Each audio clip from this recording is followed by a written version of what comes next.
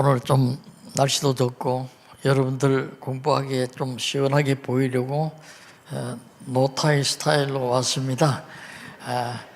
전국에 계신 우리 복음주의 또 보수주의 동력하시는 여러 목사님들 또 신학자 여러분들 또 신학생과 비롯해서 여러 목회자 여러분들에게 다시 이렇게 뵙게 되어서 감사드립니다. 작년에 와서 한번 또 성경의 영감론만 가지고 말씀드린 적이 있습니다. 또 이렇게 우리 성수엽 조장로님께서 시간을 주셔서 오늘 제가 나누려고 하는 것은 WCC 신학 비판인데 그 내용은 WCC 역사를 좀 소개하고 그 다음에 태동과 진행에 대해서 그리고 두 번째로는 WCC 신학에 관해서 좀 이야기하는데 특별히 성경론과 성교론에 관해서 좀 집중적으로 말씀을 드릴 생각합니다. 그리고 세 번째로는 WCC와 한국교회가 어떤 영향을 주고받았는지 거기에 관해서 좀 이야기하고 우리가 앞으로 어떤 신학을 쫓아가야 하는지 우리 목회자들 대개는 WCC 신학을 잘 모르면서도 WCC 안에 있으면서도 복음주의자들이 굉장히 많습니다. 사실은 또 미셔널 처치 선교적 교회를 하시는 분들도 많이 계세요. 그렇기 때문에 이것은 WCC 안에 속한 교회를 할지라도 목회자나 학자들의 개인의 신앙 양심에 따라서 상당한 차이와 다양성을 볼 수가 있습니다. 그래서 저는 어떤 신학을 정죄하는 입장보다는 우리가 비판적으로 사고함으로써 우리의 신학의 정로를 고민해 보는 시간이 되었으면 그렇게 생각합니다. 이 WCC는 세계교회 협의회라 이렇게 우리말로 소개되는데 World Council of Churches라고 해서 2010년에 140개 나라에서 349개의 개신교회, 정교회가 회원이 되어서 소위 에큐메니칼 운동을 하는 대표적인 기관으로 성장하게 되었습니다. 그런데 이 영향력이 상당히 큽니다. 미국 웨스트민스터 교수로서 Faith and Defense라는 책을 써서 Defense of Faith, 신앙의 변론이라 할까요? 신앙의 방어라 할까요? 그런 책에서 개혁신앙을 가지고 있는 종교개혁적인 신앙을 가지고 있는 사람은 WCC의 에큐메닉과 이 만남을 피할 수 없다 그렇게 말씀하셨어요. 그렇기 때문에 우리가 좋은 의미든 나쁜 의미든 WCC의 영향권 안에 있다 하는 사실도 우리는 알고 있어야 됩니다. 그런 면에서 우리의 현 주소에 좌표를 한번 꺼보는 시간이 되었으면 좋겠다 그런 생각을 갖습니다.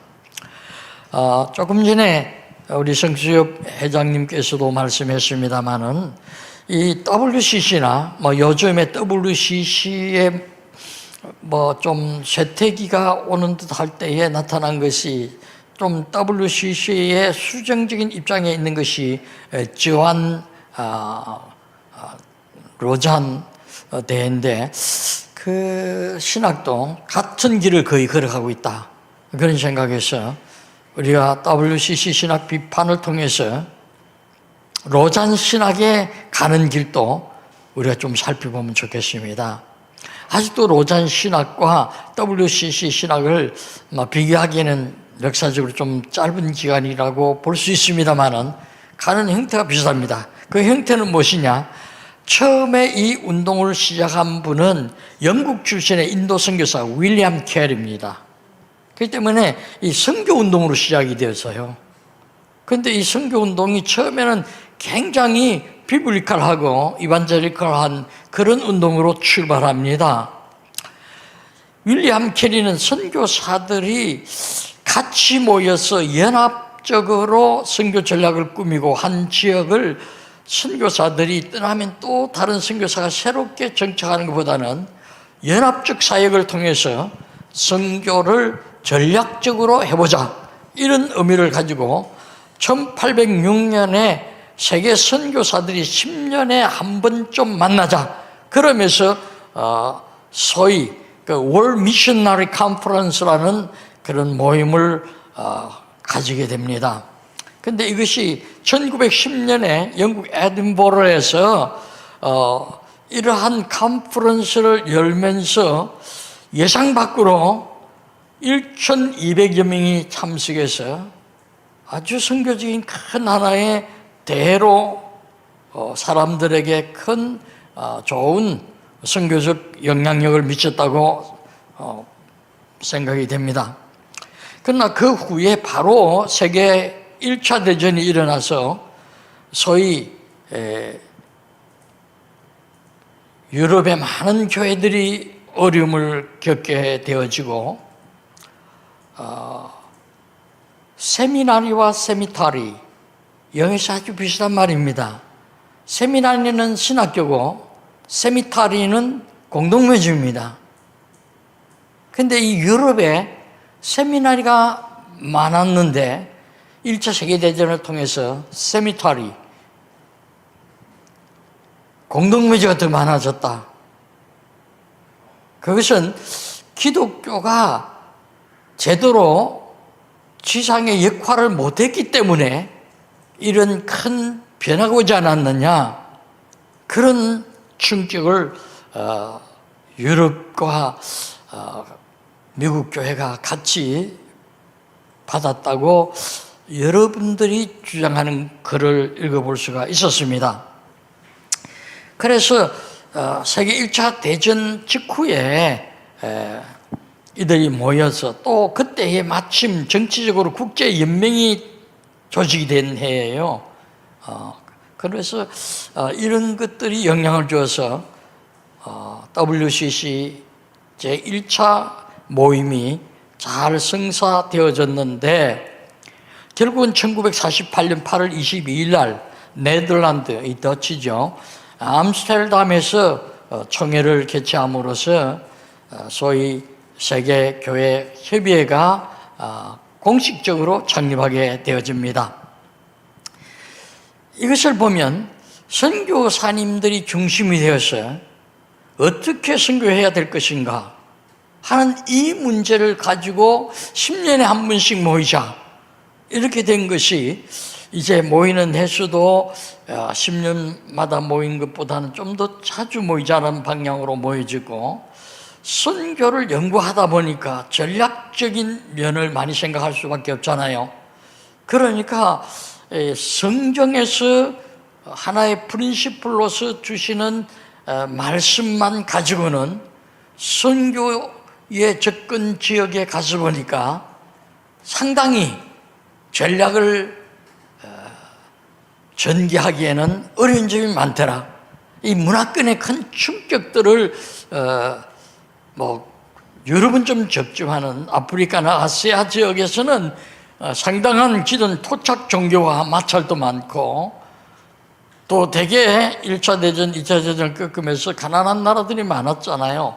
그렇기 때문에 이 가난한 사람들에게 어떻게 선교해야 할 것인가 하는 문제를 생각하다 보니까 성경적인 선교에서 점점 멀어지고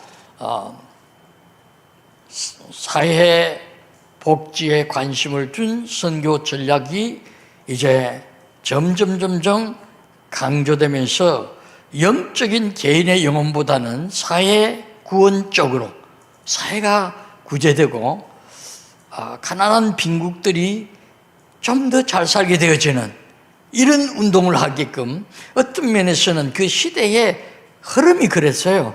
그런 쪽으로 흘러가다 보니까 이것이 가면 갈수록 이 연합회가 커지면서 정말 성경을 영감된 하나님의 말씀으로 믿고 지나던 그러한 순수한 그 복음주의 또 뭐 요즘은 그것을 보수주의라 뭐 근본주의라 이런 말도 씁니다만은 그 성경을 순수하게 믿는 사람들에게도 이제는 이런 영향력이 점점 뭐 오염됐다고 할 수 있겠죠.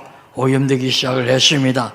그래서 여러 공동체, 신앙 공동체가 모이다 보니까 여기에는 뭐 심지어 로만 캐토릭도 정식 회원으로 가입은 안 했지만은 신앙과 직제 이런 큰 모임에 참석을 했기 때문에 사실상 멤버십을 가지고 있어요. 그러니까 성공회를 비롯해서 정말 큰 교파라 할까요?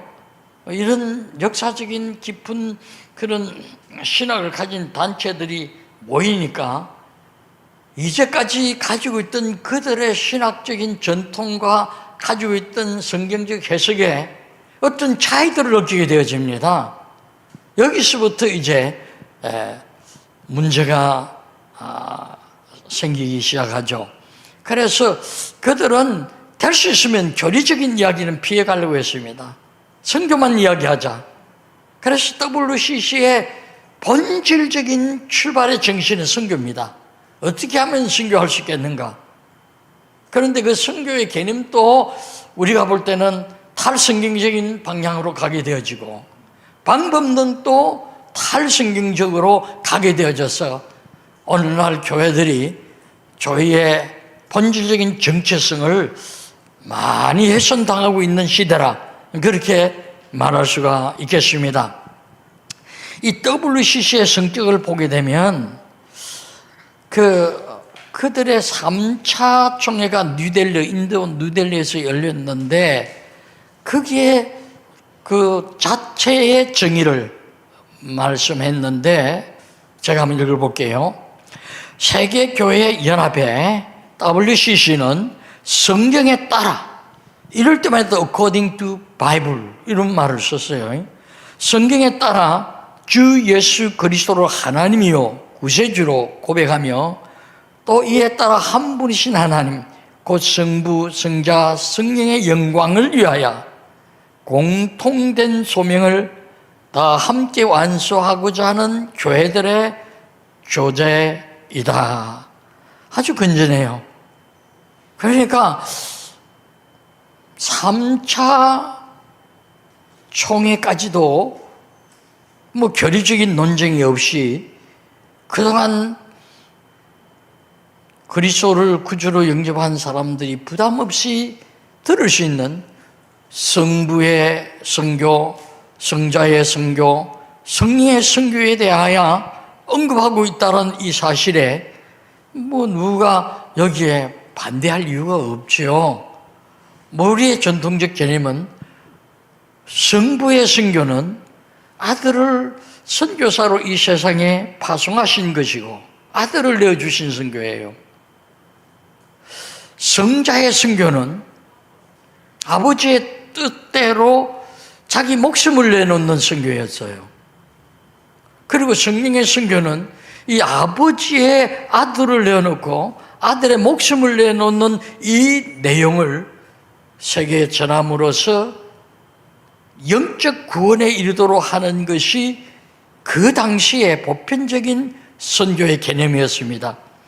그런데 이것이 그 후에 조금씩 흔들리기 시작해서 이제는 완전히 성경적인 어떤 선교 개념은 그들에게서 찾아보기 어렵습니다. 사실상 찾아보기 어려운 것이 아니고 반대하고 있다는 사실을 우리가 마음에 새게 됩니다. 그런 면에서 경각심을 우리가 갖고 이 신학에 대해서 좀 비판적 입장을 가지고 대하지 아니하면 우리의 전통적 선교 개념이 상당히 위험하다 하는 사실을 먼저 말씀드리고 싶습니다. 이 WCC의 기능면을 보게 되면 가장 그들이 자주 하는 그들 자신의 표현은 에큐메니컬 무브먼트, 에큐메니컬 운동이라 그런 말을 씁니다. 에큐메니컬이라는 것은 연합운동이죠. 연합운동인데 교회 연합운동, 신앙 공동체 운동이라 이렇게 볼 수 있는데, 사실 이 말의 본질적 의미는 선교를 위해서 작은 교회, 큰 교회, 교파를 초월해서 인종과 국경과 신앙을 초월해서 우리가 선교하자, 이런 의미로서 이 이큐메니컬 운동이 시작이 됐거든요. 그렇기 때문에 이 말 자체는 뭐 우리가 반대하거나 우리가 이상히 볼 필요는 없어요. 마땅히 해야 할 부분이 있습니다.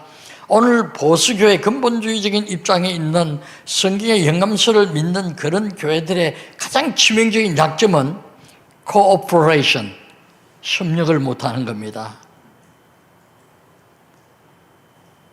교단 안에서도, 교파 안에서도 우열이 따로 있고, 보이지 아니하는 distinguish, 서로 구별하고, differences, 차이를 주는 이런 것들이 많습니다. 그렇기 때문에 성경을 하나님의 말씀으로 믿는 교회나 믿는 학자나 목회자들 중에도 비판받아 마땅할 사람들이 있다는 사실을 우리는 알고 스스로 좀 우리 자신이 겸비해질 필요도 있다, 그런 생각을 갖습니다.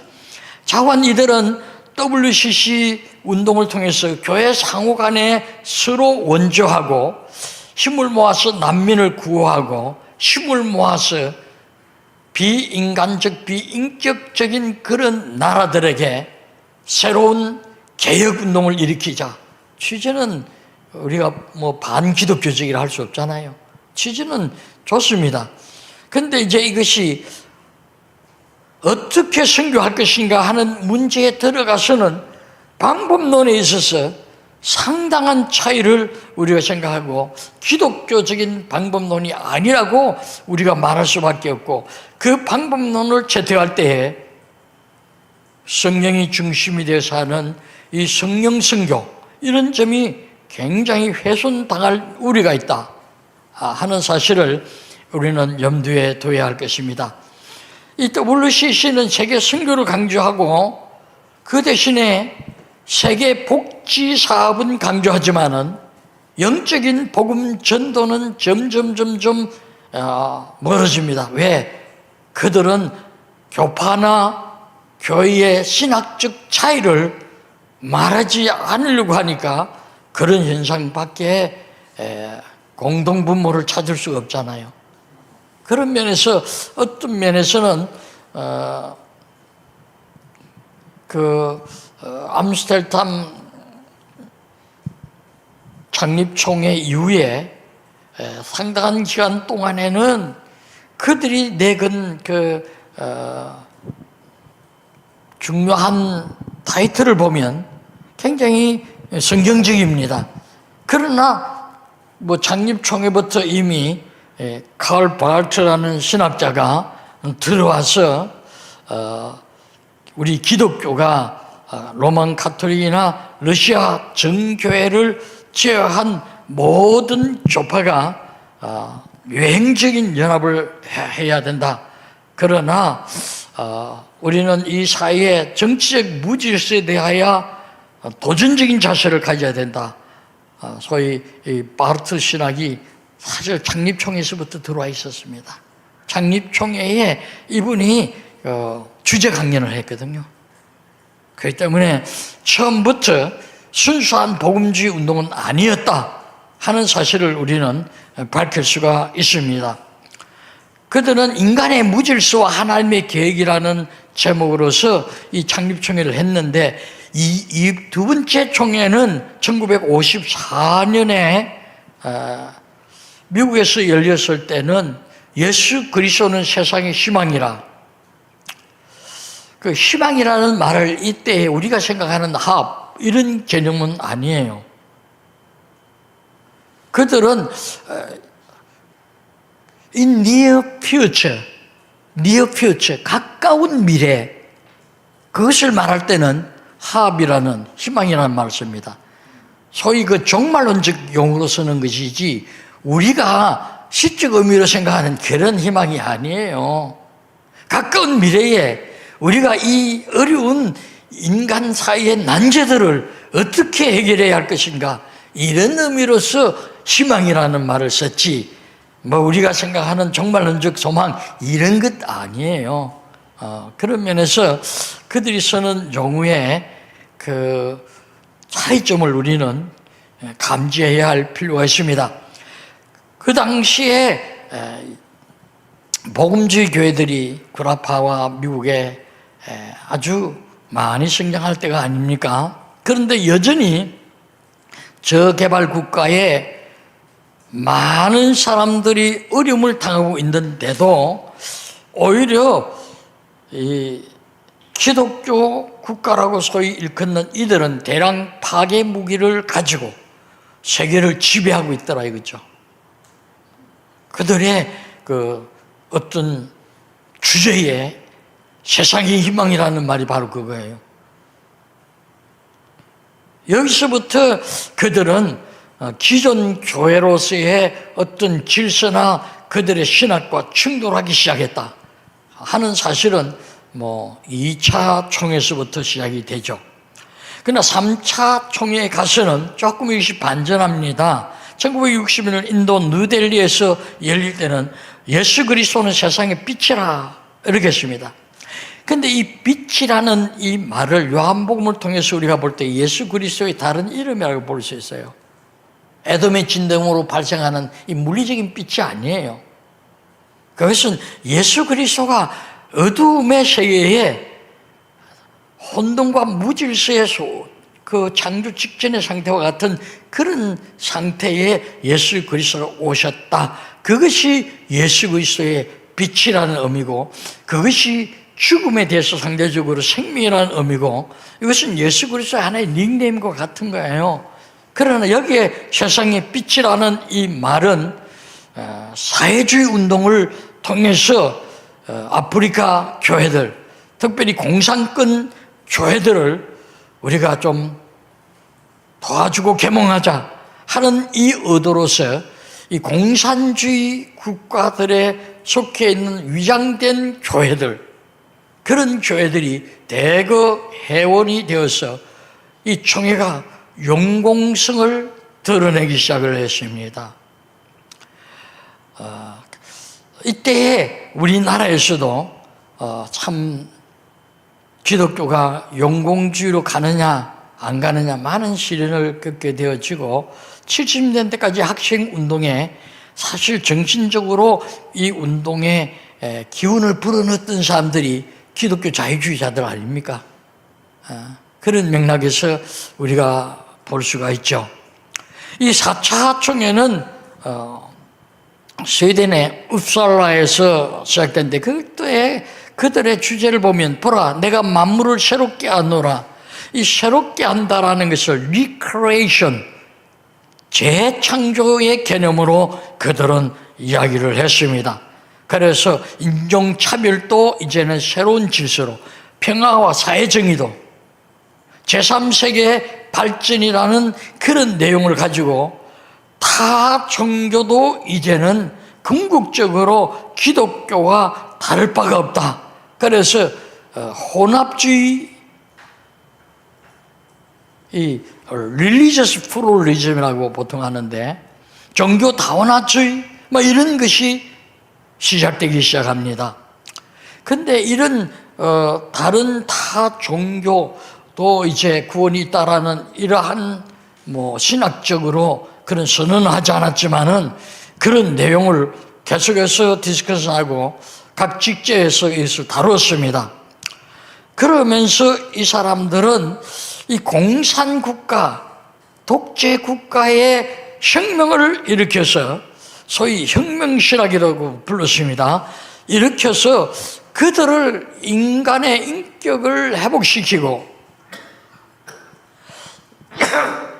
그들의 사회를 바로잡자. 특별히 남아프리카의 백인 정권을 전복시키는 게릴라 단체들과 남미에 있는 여러 국가들의 무기를 공급하는 이런 일까지 했습니다. 그러니까 폭력을 정당화하는, 그러니까 우리는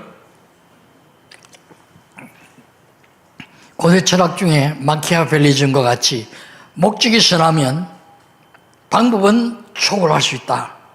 이런 주의로 나가기 시작했습니다. 이때부터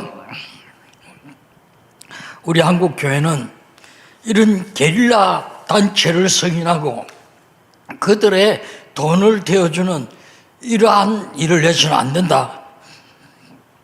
강한 반대를 많이 했습니다. 우리뿐만 아니고 구세군도 영국에서 큰 아일랜드 장로교회도 WCC를 탈퇴하게 되어집니다. 그래서 WCC는 이제는 종교단체라기보다는 정치단체와 같은 성격을 나타내기 시작했다. 이렇게 볼 수가 있습니다. 5차 총회는 1975년 케냐 나이로비에서 열렸는데 이제 더 노골적인 주제를 표제로 냈습니다.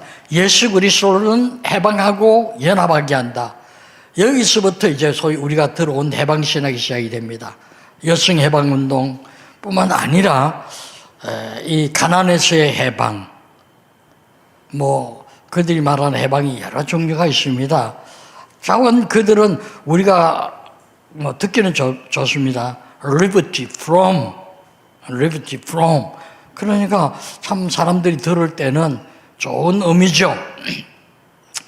그러면서 소위 그 그리스도의 해방이라는 이 말을 어디서 이제 종교적인 하나의 교리로부터의 해방하자. 그래야 이 종교단체가 하나가 될 수 있다. 교황층은 물론 불교, 힌두교, 모슬람, 유대교 중에 이때부터 업적으로 참여하기 시작하는 색채를 강하게 나타내고 이 나이로비에서 선언한 하나의 중요한 선언 중에는 구원과 복음과 선교에 대하여 성경적 교리를 해방이라는 말로 표현하자. 예수 그리스도를 해방자로 묘사하자. 그래서 이것을 해방신학이라고 부르자고 결정했습니다. 참 이것은 우리가 도무지 받아들일 수 없는 부분이죠. 구원과 복음과 선교에 대한 성경적 교리를 해방이라는 말로 쓰자. 예수 그리스도를 해방자로 묘사하자. 이것을 해방신학이로 부르자. 이런 것들은 우리 기독교에서 너무 멀어지는 표현들이라고 볼 수 있고, 우리 기독교적인 진정한 활동, 액티비티에서 멀어지고 있다 하는 것을 우리가 충분히 감지할 수가 있습니다. 6차 총회는 캐나다 밴쿠버에서 1983년에 열렸는데 그때는 또 약간 반전하는 것 같아요. 신학적으로 예수 그리스도는 세상의 생명이다 이렇게 주제를 내서 참 우리 복음주의자들도 그렇다 이렇게 할 수 있지만은 여기서 그들은 세상의 생명이다라는 말은 우리가 생각하는 것과는 좀 달라요. 여기에 세상의 생명이란 것은 범세계적인 사회주의 질서에서 중국과 같은 생활을 하는 사람들을 구출해내자. 그래서 이 종교가 정치화되어져서 그 종교 문화권에 사는 사람들을 결국은 정치화시켰으니까 종교다원주의로부터의 해방을 또 선언해요. 무슬림에서 해방해라. 기독교에서 해방해라.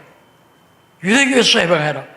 이러면서 소위 주다이즘도 새롭게 이제 아주 오늘날 우리가 보는 이스라엘의 전쟁과 같은 상당히 과격한 종교 정착이 그들의 신학을 지키려는 또 토착 종교들과 더불어 해방신학, 혁명신학에 대해서 도전적인 역풍을 오히려 맞고 있다 이렇게 볼 수가 있겠습니다. 8차 총회는 1998년에 잠바부에에서 상당히 끝으로 보면 좋은 표제죠. 하나님께로 돌아오라. 소망 중에 기뻐하자. 이런 주제로 했는데 이럴 때가 창립 50주년 신년총회로서 모였습니다. 그런데 이 회의에서 그들의 직제에서 신앙과 직제에서 결정한 중요한 것은 타 종교와의 대화, 엘링틱스, 타 종교와의 대화. 이 타 종교와의 대화라는 것은 뭐 단순한 우리가 생각하는 대화가 아니고 연합운동을 하자. 종교는 하나다. 에큐메니칼 운동의 정체성을 교회 일치가 아니고 이제는 세계화하자. 세계 종교화하자. 그래서 종교적인 차이가 없다. 산으로 올라가는 꼭대기로 올라가는 길은 여러 길이 있다. 올라가면 다 맞는다. 종교는 다 이와 같이 같은 펑션을 가지고 있다. 결국 종교의 마지막 종착점은 만남인데 그들이 가시라 표현했든지 뭐라고 표현했든지 간에 그들의 신의 세계는 같아. 그렇기 때문에 차별을 주지 말자. 종교 문화권을 초월하자. 이것을 결정을 하게 되어집니다. 여기에 따라서 그들은 평화의 문화라는 말, 이 culture of peace라는 말, 그리고 성에서 해방된다는 sexuality, 그리고 폭력에서 overcoming, 폭력을 극복하는 이런 일에서 기독교가 하나가 돼서 다른 종교와 구별하지 말고 같이 에큐메니칼 운동을 해서 이런 문제들을 사회적으로 해결하는데 힘을 합치다. 그래서 그 당시에 여러 국가들의 영향력도 사실 좋았어요. 정치적으로도. 우리나라 민주화 운동에도 이런 영향이 있었습니다. 해방신학, 뭐 여성 해방신학, 우먼스 리버레이션, 우먼스 립 같은 것도 우리나라도 많이 좋았어요. 우리나라도 뭐 여성들이 바지 입고 또 강대상에 올라가고 하는 것은 이때부터였거든요, 사실은.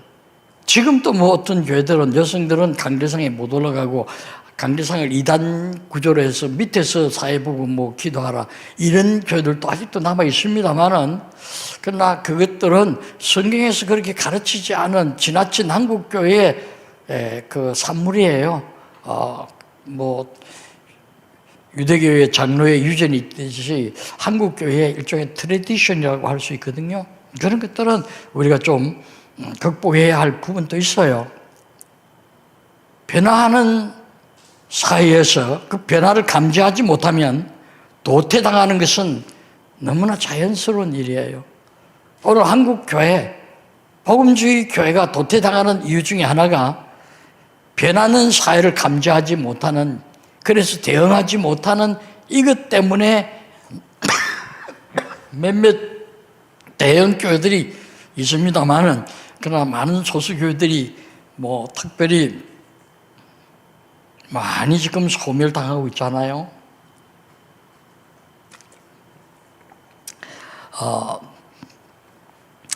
제9차 총회는 그 브라질에서 열렸죠. 포르토 알레그레에서 하나님 당신의 은혜로 세상을 변화시키소서. 이 변화시킨다는 말은 변화도 있고 변질도 있는데 좋은 의미에서 변하고 우리가 볼 때는 변질이에요. 그들이 시도한 변화가 기독교의 변질을 초래했다고 볼 수가 있습니다. 교회의 연합 일치, 그리고 이제는 사회의 정의를 말하고 사회의 개혁 혁명을 조장하고 또 종교 다원화주의로서 종교 간의 대화를 한다 하면서 사실 기독교적인 역할을 잃어버렸어요. 1919년 우리가 잘 알다시피 일제 한간 독립운동 그때에 일본이 교회를 바라볼 때는 불안한 민중의 숲이었어요. 작은 교회지만은 일제에 한가하고 목숨을 던질 사람들이 거기 수북이 앉아 있었어요. 그러나 지금 70년대 이때에 들어오면서 우리 한국 교회는 정치하는 사람들이 국민들을 불안한 민중의 숲으로 보는 것이 아니고 소위 뭐 대통령 초청해서 조찬 기도회 한다고 해서 스테이크 하나 먹여주면 1년 편안하다.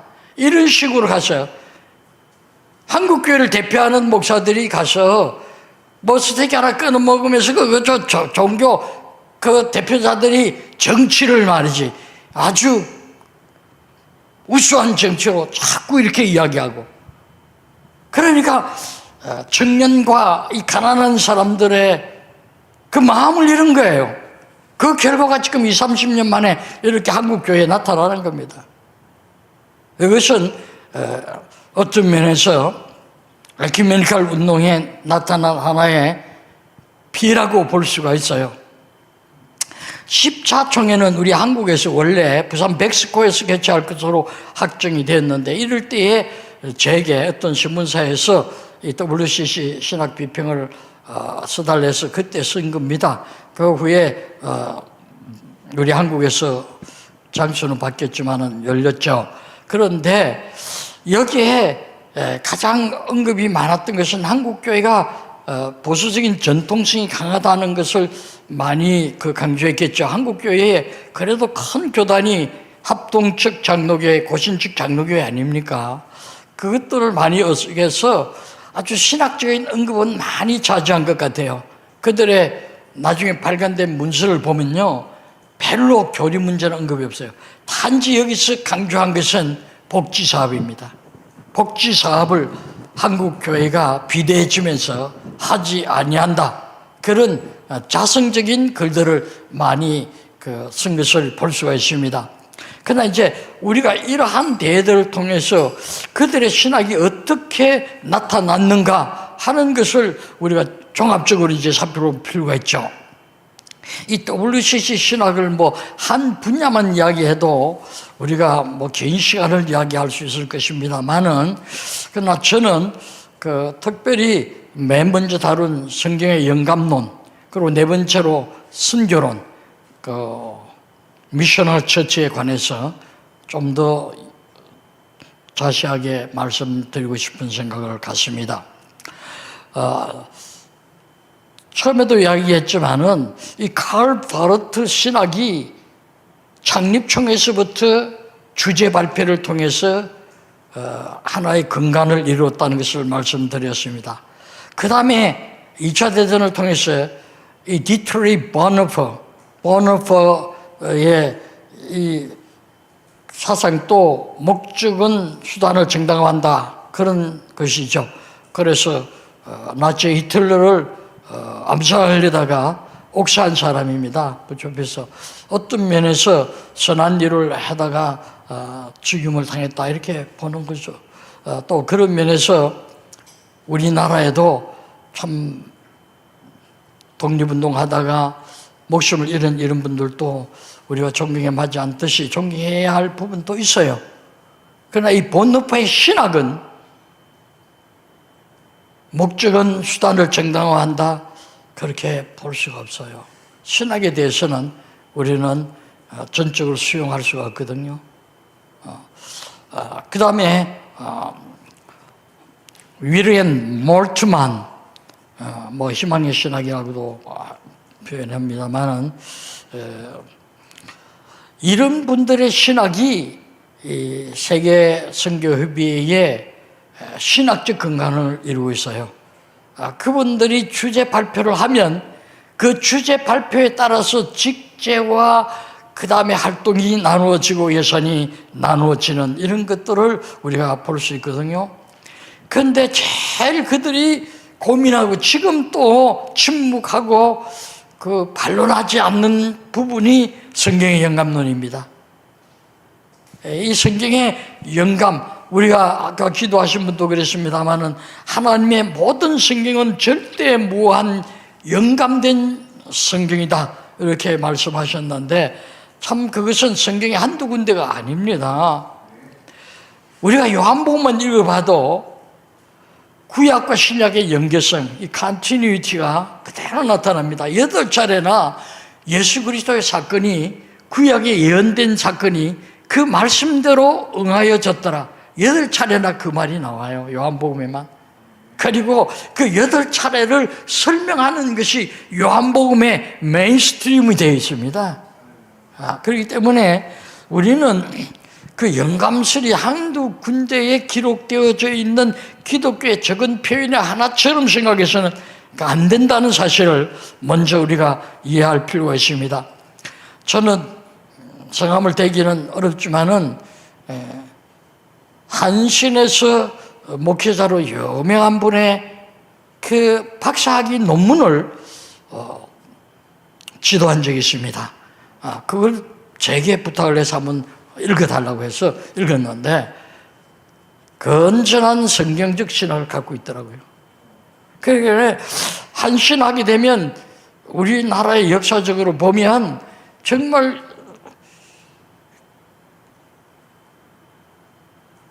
자유주의의 물꼬를 트는, 그리고 그것을 가속화시킨 대표적인 교단이라 말해도 과언은 아니거든요. 그런데도 그런 목회자들이 있다는 걸 보고 저는 그 논문을 읽으면서 많은 감동을 받았어요. 별세 신학. 정말 그것은 기독교적인 종말론을 잘 정리한 신학이었다고요. 그렇기 때문에 우리가 교단을 신학적으로 종합적으로 표현할 때는 이런 선언들을 중심으로 해서 봐야지 개인적으로 볼 수는 없어요. 어떤 목사님이 제가 아는 교회에 저녁 예배에 와서 설교를 마치고 천국이라는 것이 따로 있는 것이 아니다. 마음의 천국이 다다. 그래서 내세의 천국을 부정하는 설교를 했다고 그래요. 그래서 마치고 나갈 때 어떤 권사님이 그러면 목사님은 천국은 안 믿습니까? 그러니까 대래 묻는 말이 그러면 할머니는 천국을 믿습니까? 이렇게 대답했다는 말도 있어요. 그러니까 과격한 그런 목회자들도 있어요. 그러나 온건한 성경 중심으로 설교하고 성경을 그대로 믿고 있는 분들도 있다라는 이 사실을 우리는 염두에 두고 좀 비평을 할 필요가 있다. 그래서 사람 비평이 아니고 신학 비평이라는 관점에서 이야기해야 될 것입니다. 성경의 진리보다 오히려 신학적인 어떤 선언을 더 중요시한다면 성경은 절대 권위가 아니죠. 그것은 어떤 면에서 비성경적인 선언이라 이렇게 말할 수밖에 없습니다.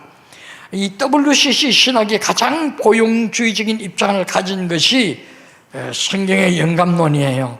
성경의 영감론에 대해서 이분들은 되게 침묵합니다.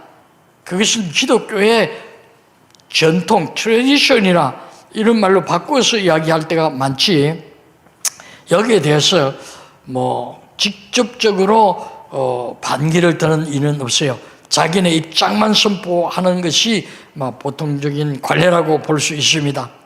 그러나 그들은 표현되어진 내용들을 보면 예수 그리스도 그리고 요한, 바울 이런 분들이 성경에 말했다고 해서 그것이 절대적으로 보아서는 안 된다. 이것은 그들의 선언문에 기재되어 있는 내용이에요.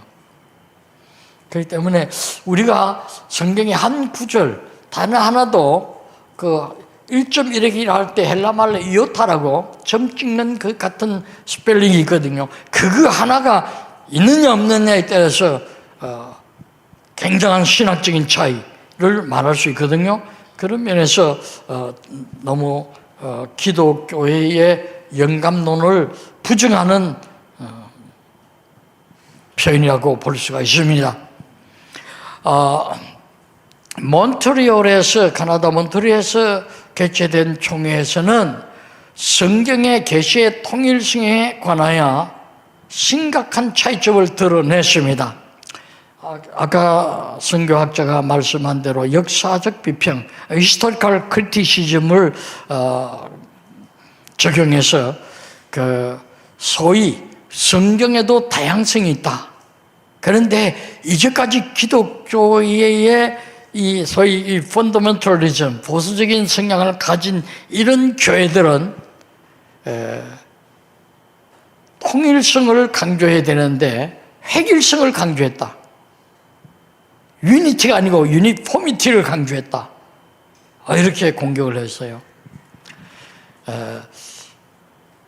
유니티는 신학적인 어떤 공통분모와 같이 큰 것들을 우리가 기독교 5대 교리, 예수 그리스도의 동정녀 찬송이라든가 예수 그리스도의 십자가의 죽음, 부활, 성천, 재림 이런 것들에 대해서 공통적으로 문자적이고 역사적인 사실로 믿는 이런 것들을 이제 훼손하기 시작하는 거죠. 그래서 너무 유니포미티, 똑같이 고백하려고 하는 마치 운동장에 유니폼을 입힌 그와 같이 교회가 사회나 문화나 그가 속해 있는 국가의 어떤 차이를 인정하지 못하고 너무 도구마, 독백적인 교리에 빠져 있다. 그래서 이제는 유니포미티가 아니고 유니티, 통일성을 강조해야 된다. 그 통일성은 어떤 교회든지 그리스도 이름으로 모인 교회가 합의하면 그것은 성경적 권위에 속한다. 이건 뭐 로만 캐토릭의 신학에서 온 말과 똑같아요.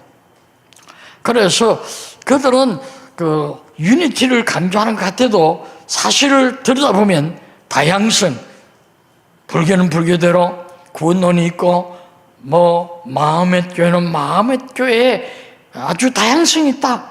그 다양성을 우리가 인정하지 아니한다면 어떻게 종교 운동을 할 수 있겠느냐?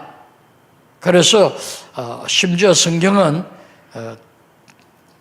그들의 표현대로 말하면 여러 신학의 찌꺼기를 모아놓은 고대 신학의 하나의 잡동산이다 이렇게 표현하기도 했고 성경은 에이션 노벨 그렇기 때문에 사실에 근거한 것이 아니고 고대 소설이다 이렇게 그들이 이야기를 했습니다. 주체가 이러한 소위 신약 계시의 통일성의 심각한 차이점을 드러냈다 하는 사실을 우리가 그들의 기록을 통해서 확인할 수가 있습니다. 물론 지나치게 통일성을 강조하면 다양성을 잃어버리는 건 사실입니다. 우리 한국교회는 한국교회대로의 어떠한 독특한 성격이 있어요. 또 미국교회는 미국교회대로. 제가 그 미국교회에 침례교회에 가서 한번 설교할 일이 있었는데 설교 전에 나는 보통 뭐 1시간 예배다 이런 생각을 가지고 갔는데 설교 전에 찬양을 1시간 반을 해요. 그 어떤 찬양은 지저스, 지저스, 지저스 이게 전부 다 곡이에요. 또 어떤 찬양은 제루살렘, 제루살렘 이게 또 한 곡이에요. 저리고, 저리고 나 같은 엄치도 너무 많이 들으니까 이 머리에 와 있는 거예요. 그런데 그들이 얼마나 기뻐하고 즐거워하는지 몰라요. 근데 내가 놀란 것은 이제 사회자 나가서 설교하기 전에 오늘 200불 이상 연보하실 분들은 손 들으라 그래요. 그래 손을 드는 사람이 있어요. 일어서라 그래요. 일어서요. 나오라 그래. 나와요. 200불씩 내고 들어가라고. 그럼 다 200불씩 챙겨서 내고 들어가요. 체크라든지 뭐 캐시로 내고 들어가요. 그 다음에는 뭐 150불, 100불 나중에 5불까지 해요. 5불까지. 그 다음에 5불 이하는 접시를 돌릴 때에 여러분들이 넣어라. 나와서 하지 말고. 그게 또 한 30분 걸려요. 내가 설교할 시간은 얼마냐 물으니까 그건 네가 결정해라. 그렇게 이야기를 하는 거예요. 그러니까 주일 예배가 3시간 정도 걸려요. 저는 뭐 한 30분 설교했는데 통역이 있으니까 나도 1시간 잡아야 되겠지만은 좌우간 참 놀라웠어요. 그런 면에서 문화의 차이는 있어요. 그렇기 때문에 우리 문화에 우리 그 한국 토착 종교의 영향도 있잖아요. 그렇기 때문에 뭐 우리는 다 그저 잘못됐다 이렇게 말하는 것보다는 뭐 잡동산이라 고대 소설이라 이런 표현을 하는 것은 정말 성경을 모르는 성경의 신적 권위를 부정하는 잘못된 것이다. 그러나 그들 중에 대부분은 그런 아주 막 나가는 그런 식의 신학이 아니고 칼 바르트의 이 부분 영감서라 그래요. 이 사상만 영감되었다. 성경의 문자적인 영감이 아니고 사상에 영감되었다. 그리고 성경에 여러분 오늘 우리가 다 그 영향을 받습니다만은 성경에 보면 빨간 글자로 인쇄된 부분이 있죠. 예수님의 말씀들. 그 빨간 그 부분만 영감이 됐다. 그것을 독일말로 예수 팍스라 그래요.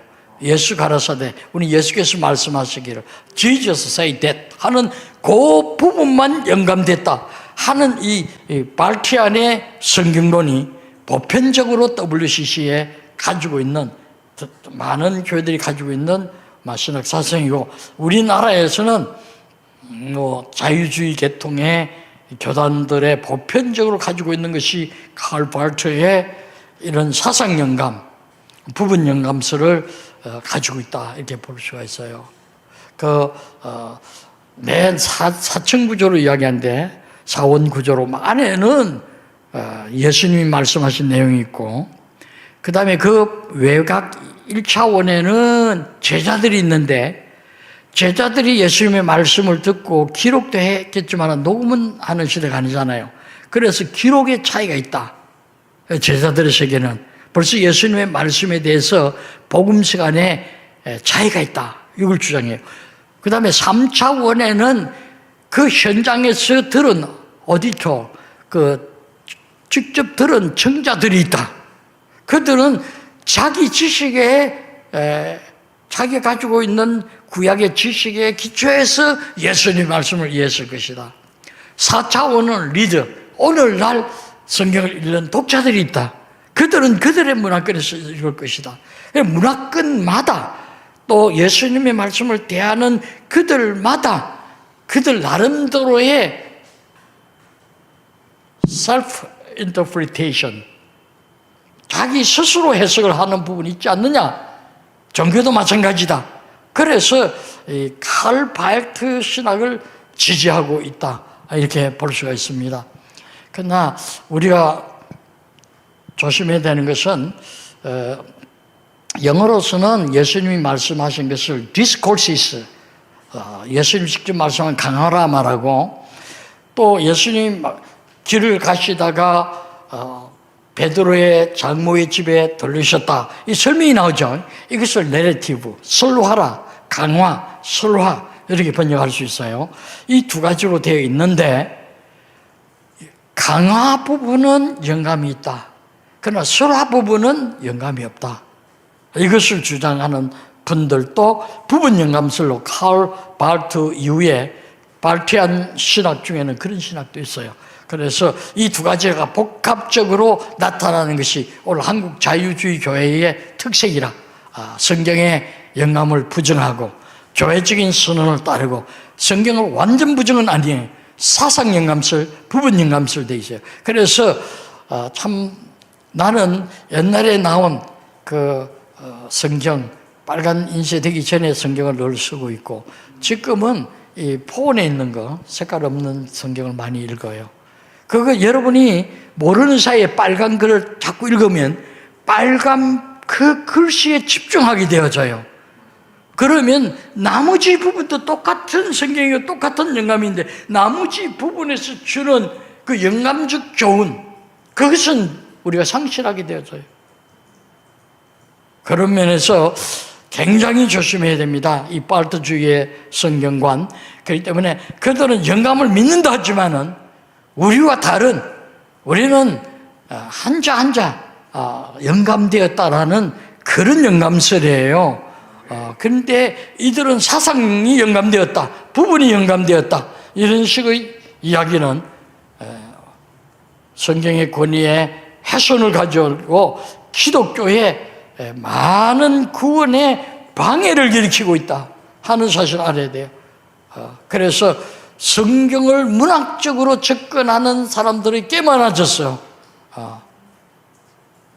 그러나 그것은 신앙의 대상이 아니고 학문의 대상으로서 성경을 보는 것은 우리가 생각하는 영감설하고는 근본적인 차이가 있다. 이렇게 우리가 말할 수 있겠습니다. 이 성경관이 삐뚤어지면 구원관도 잘못되어져요. 그들은 늘 그리스도 중심이라는 신앙 고백은 하지 않습니다. 하나님 중심이라. 그래서 Christ centered faith. 이거는 그들이 지지하잖아요. 언제나 God centered faith. 하나님 중심 신앙. 이걸 많이 주장해요. 왜 그리스도 중심으로 하면 그리스도에 반대하는 종교들이 있잖아요. 무슬람이라든지 등등. 그렇기 때문에 하나님 중심이라, 가시라는 표현은 다 종교에서도 쓰는 표현이거든요. 그렇기 때문에 종교 단어주의는 그리스도 중심의 구원관이 아니고 하나님 중심의 구원을 말하는데, 이 하나님이라는 것은 각 종교의 대표자들 혹은 그들이 말하는 신을 가르치지 성경적인 하나님이 아니라는 사실을 우리가 기억해야 할 것입니다. 그런 면에서 이 1983년 제6차 밴쿠버 총회에서 그들이 선언문을 하나 썼는데, 타 종교화의 대화를 강조하고 포괄적인 종교 혼합주의와 보편 구원론을 강조했어요. 이 만인 구원설 하죠. 우리는 이 파티클러리즘, 예수 그리스도를 믿는 사람이 구원받는다는 이런 구원론인데, 유니버셜리즘이라고 보통 말해요. 이 보편 구원설, 유니버셜리즘.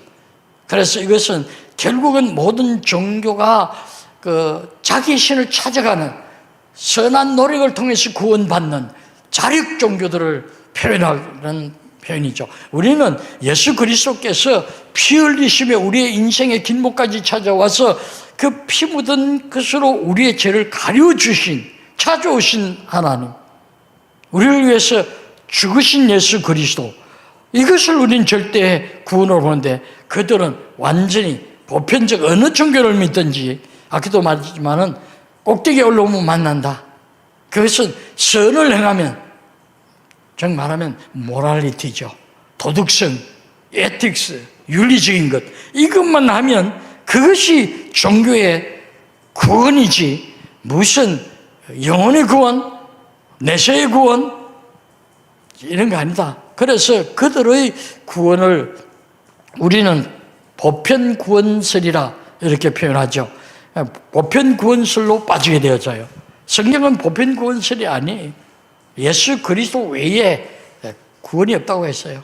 다른 이름을, 구원을 위한 다른 이름을 우리에게 주신 적이 없다. 그렇기 때문에 우리는 예수 그리스도 절대 구원이 있거든요. 구원의 중심에 예수 그리스도의 목숨 내어주신 이 선교를, 아들의 선교를 우리는 기억해야 되거든요. 방콕 대회 1973년에 열린 대회인데, 여기에 불교 지도자에게 한 번도 역사적으로 그런 적이 없는데 처음으로 개회사를 시킴으로써 기독교의 전통적인 특색을 완전히 포기하고 말았었어요. 뿐만 아니고 힌두교, 모슬람교 이런 대표들을 다 이렇게 초청해서 결의를 했습니다. 그 결의하는 중에 중앙위원으로서 뽑힌 사람 중에 니코팀이라는 소련 사람이 있었는데, 이 사람은 소련 비밀경찰 출신이었다고 드러나게 되어졌고, 1968년 웁살라 총회에서 공산주의자들이 참여하는 세계적인 단일 정부를 수립해야 한다고 주장한 사람이었어요. 그러니까 종교 인본주의자였죠. 이런 사람이 중앙위원회에 들어오게 되어졌다. 그러니까 완전히 그 방콕 대회 이후로는 73년에 열렸으니까 우리나라 70년도에 얼마나 민주화 운동이 어려웠습니까? 그럴 때 이런 것들이 한국에 들어왔고, 또 그러한 운동을 하시는 분들이 민주화의 공로도 있지만은 한국 교회의 구원론에 상당히 부정적인 사회구원, 소위 복지시설, 학교 사업, 의료 사업 이런 거 잘하고 양로 사업 잘하면 그것이 기독교의 최선인 줄로 이렇게 생각하는 그런 주의가 들어오기 시작한 거예요, 한국 교회. 그래서 개인이 전도하고 영적으로 이렇게 구원을 말하면 그것은 아주 낡은 구태의연한 종교 행사처럼 여기게 되어지는 분위기가 이때부터 시작한 것이죠. 기독교의 구원의 절대성을 부정하고 타 종교의 구원을 공식적으로 인정한 것이 이 방콕 대회에서 일어난 사건이라 이렇게 우리가 말할 수가 있겠습니다. 이 WCC의 약점이 뭐 여러 가지 있지만은 제가 볼 때 성경의 영감을 부정함으로써 영적 구원을 부정하고 사회 구원을 강조하게 되어지는 해방신학을 창출했어요. 민중신학을 창성했어요. 그래서 해방신학, 민중신학, 여성해방운동, 또 성차별 금지운동 이런 것들을 하면서 사회 참여를 통해서 사회를 구원해야 된다. 사회가 이게 오염되어 있으면 거기서 어떻게 진정한 그리스도인을 볼 수 있겠느냐, 이런 이론이죠. 그러나 우리가 성경에 보면 인간이 타락할 때 모든 세계가 오염됐어요, 죄로. 그렇기 때문에 인간이 변화되어서 바로 서면 사회의 제도나 가정의 질서, 교회의 질서, 국가의 질서도 바로 될 수 있다는 사실을 우리는 구약의 왕조 역사에서도 볼 수가 있거든요. 그런 면에서 우리는 사회 참여를 통해서 영혼 구원보다 사회 구원을 우선시하는 이 WCC 신학, 해방 신학을 우리는 반국대회 이후에 한국교회가 진통을 겪고 있습니다. 오늘 나는 여기서 좀 벗어나는 것 같지만은 그 영향력이 그 다음 세대 목사님들, 오늘날 40대, 50대까지는 안 갈 것 같아요. 50대 초반이나 이런 사람들의 신학 구조가 여기에 물들어 있어요. 사람은 먹은 대로 토하듯이 배운 대로 가르치게 돼 있어요. 그렇게 다 가르쳤어요, 이 사람들이. 예. 그래서 그때의 신학 논쟁이 얼마나 심했는지 모릅니다. 이런 면에서 우리가 구원론과 영감론은 같이 가고 있다. 영감 부정하면 영혼 부정, 영혼 구원을 부정하는 신학이 빠진다. 그렇기 때문에 하나님의 말씀대로 믿고 말씀대로 살자, 이것을 강조해야지. 말씀을 떠나서 우리가 타력 종교, 은혜 종교를 강조해야지. 말씀을 통한, 예수 그리스도를 통한, 로고스를 통한 구원이 절대 구원인 것을 이야기해야지. 사회 구원, 의료사업, 학원사업 뭐 이런 것을 통해서 하자. 또 뭐 여러 가지 구제사업도 포함이 됩니다만은 그런 것이 다 나쁘다는 것은 아니에요. 사실 기독교회가 그런 부분도 감당을 해야 돼요. 너무 우리 한국교회는 그 합동측하고 통합측이 갈라질 때에 그 논쟁 중에 하나가 미국 선교부를 받느냐 마느냐, 선교를 받아서 강혜원 같은 병원을 세브란스로 만들어 가느냐, 기독교 방송을 세우느냐, 선교비 받지 말고 우리는 자급자족하다, 자전하자, 이런 주의로 가느냐, 이것이 갈라졌다는 것은 단편적이고 그 배후에는 WCC 신학이 있는 거예요. 칼 바르트 신학이 들어와 있는 거예요. 그런 면에서 우리는 표면만 보지 말고 그 말의 정신적 배경을 이해할 필요가 있다. 그것을 생각해야 돼요. 그래서 우리가 볼 때 MDB를 어디서 했느냐, 이게 굉장히 중요시 여겨요. 저도 학교에서 오랫동안 총장하면서 교수들 뽑을 때에 MDB가 그 사람의 신학을 결정해요.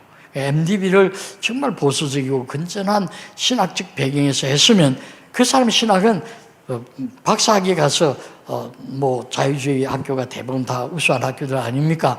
그런 학교에 가서 공부해도 큰 문제가 안 돼요.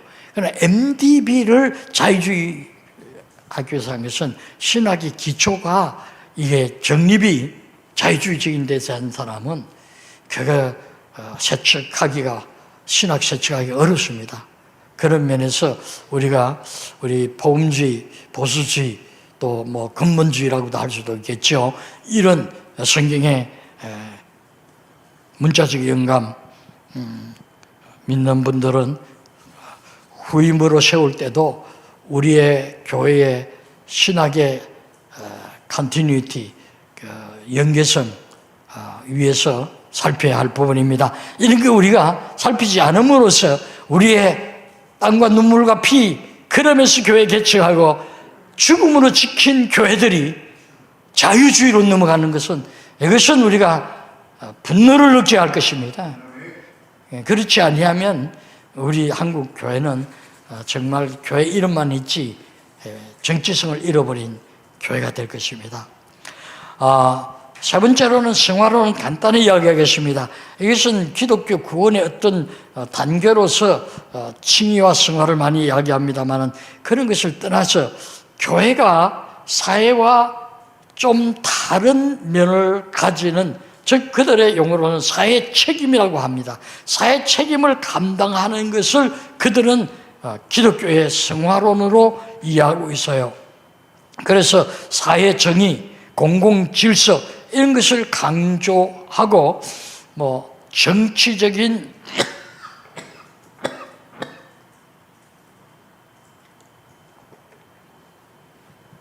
권력에 대해서 비판하고 경제적인 힘을 가진 자들을 견제해야 된다, 이런 그 사회적인 일종의 윤리를 가지고 있습니다. 좋은 점도 많죠. 우리나라에서 그런 피해가 많잖아요. 그러나 사실 좀 아쉬운 면도 있어요. 전에 이 WCC를 주장하던, 해방신학을 주장하던 분들은요, 독재 정권에 대해서 정말 땀과 눈물 없이 생명 액체를 쏟았어요. 그때 우리 보수주의 교회는 다는 아니겠지만은 별로 한 것 없습니다. 기도하셨겠죠. 기도도 일이니까. 그러나 사회에 대한 좀 더 우리 기독교적인 책임, 그런 것을 등한시했다. 도덕적인 성향이 약했다. 개인 구원만 강조하고 사회 구원은 너무 정제시했다. 복음을 위해서 열심히 선교하는 것은 좋지만은 가난한 자를 위한 구제는 우리가 소홀히 했다. 교회마다 구색을 갖춰놓는 것처럼 선교하는 것은 다 주보에 내고 구제하는 것은 일절 없었어요. 선교연금은 있어도 구제연보는 최근에 좀 있었지다. 이 교회 저 교회 다니보니까 거의 없었어요, 사실은. 이런 면에서 너무 지나치게 편중되었다, 이렇게 표현할 수도 있겠어요. 우리가 성경을 도덕교과서로 보고 예수 그리스도를 도덕교사로 봐서는 안 됩니다. 도덕은 믿은 다음에 우리 믿음 사람들이 가져야 할 행동 규범이에요. What to be, 어떤 사람이 되느냐가 우선이지 what to do, 무엇을 하느냐가 우선되지 않아요, 기독교에서는. 그런데 이것이 순수가 바뀌었는데 거기에 대해서 우리는 짓지 못하는 개처럼 침묵했어요. 이것이 한국 보수교회가 지금 심각한 쇠퇴기를 맞이하는 원인 중에 하나라고 저는 생각합니다.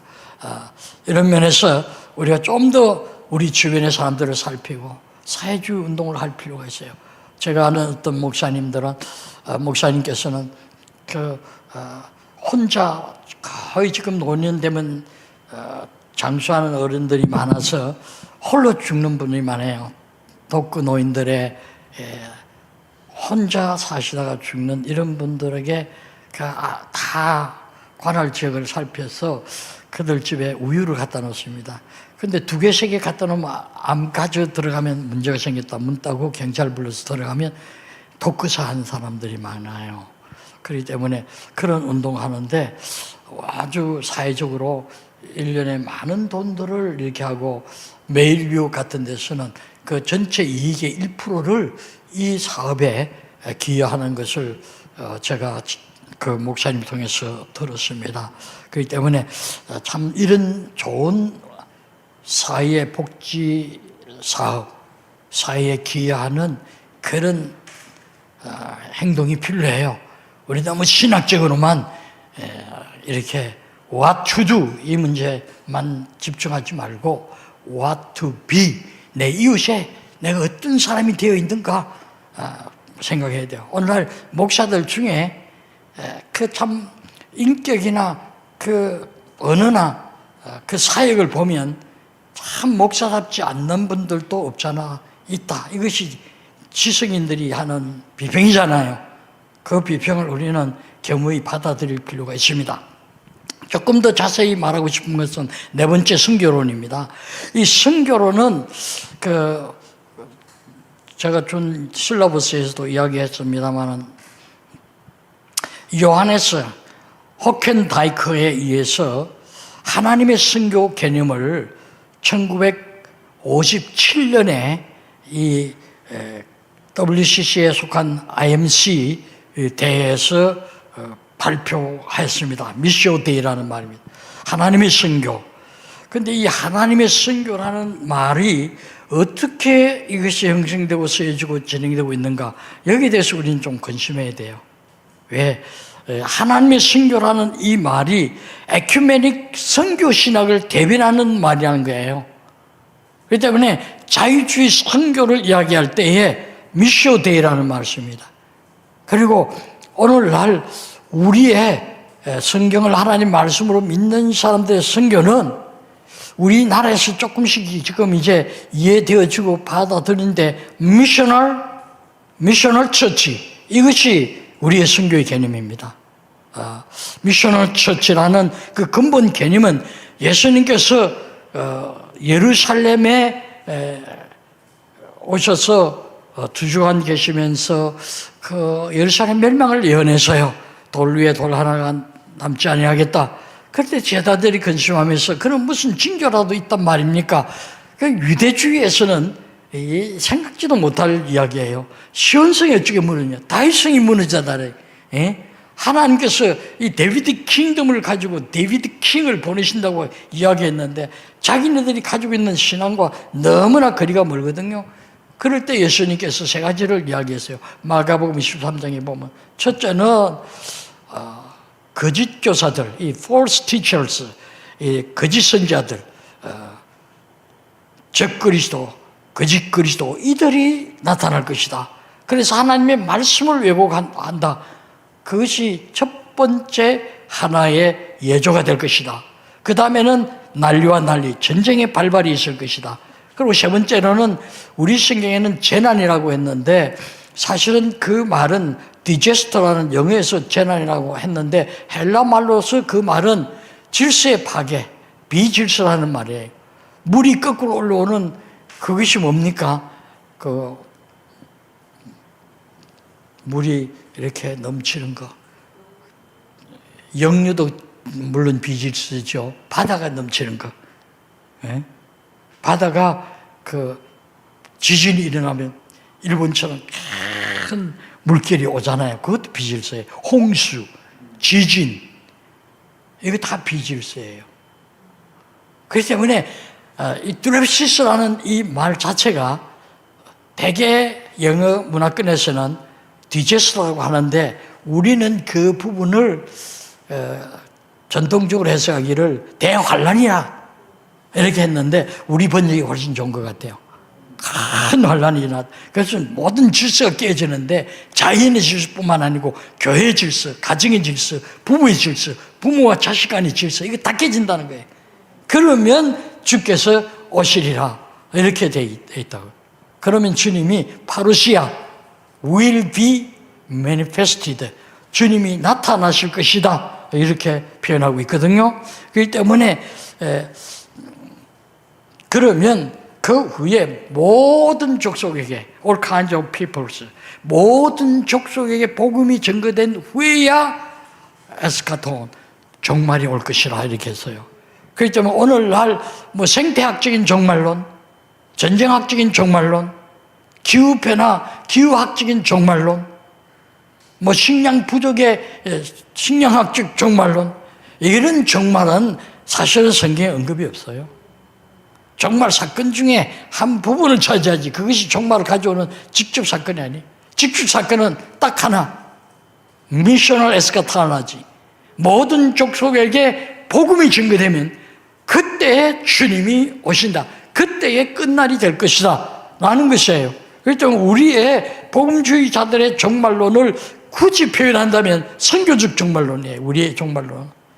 그래서 선교적 종말론인데 이 선교적 종말론에 대한 여러 가지 이해들이 많이 있어요. 좀 더 그들은 보편화되어지고 넓어진 선교 개념으로 이야기를 합니다. 이야기를 하는데 이것을 그들은 미쇼데이라고 이야기하고 조금 더 그 호켄다이크보다 조금 더 나아간 것이 하비 코스 같은 사람이 그 스캐터링 처치, 흩어지는 교회, 하나님의 선교는 흩어지는 교회다. 이제까지는 우리는 게더링 처치, 모이는 교회를 강조했거든요. 전통적인 교회는. 그런데 그 여러분이 사도행전 그 1장 14절이죠. 저들이 마음을 같이하여 한 곳에 모여 전혀 기도에 힘쓰더라. 그게 한 곳에 모여서 마음을 같이하여, 이 마음을 같이하여라는 말이 우리 성경에 5차례 쓰여졌어요. 그런데 번역은 세 군데만 마음을 같이하여 되어 있고, 두 군데는 다 같이 이렇게 번역해, 한 군데는 만장일치로 선교하기로 했다 하는 말이 있어요. 안디옥 교회로. 그렇게 헬라 말은 저 하나 틀리잖아요. 호모듀마돈이라는 말인데, 그 호모듀마돈, 이것이 예루살렘 교회의 정체성을 말하고 장차 올 교회의 정체성을 말하는 가장 중요한 포커스가 호모듀마돈, 마음을 같이하여 모여서 기도하고, 마음을 같이하여 솔로몬 행각에 모이고, 마음을 같이하여 성찬식 떡을 나누고, 마음을 같이하여 그들이 성전에서 가르치고, 마음을 같이하여 떡을 나누고, 나눔의 선교회. 그리고 마음을 같이하여 바울과 실라와 누가는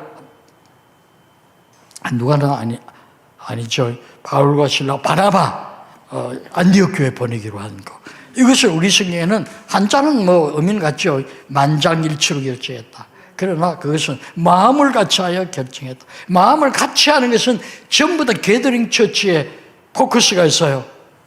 물론 그 이후에 흩어져서 전도하고 복음 전하는 거 있어요. 마음을 같이하여 솔로몬 행각에 모여서 그들이 전도했죠. 그런 면이 있어요.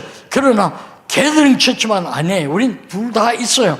그러나 성경이 보여주는 것은 먼저 모이는 교회를 강조했는데, 이 하위 코스 같은 사람은 이 스캐터링 처치, 흩어지는 교회를 강조했어요.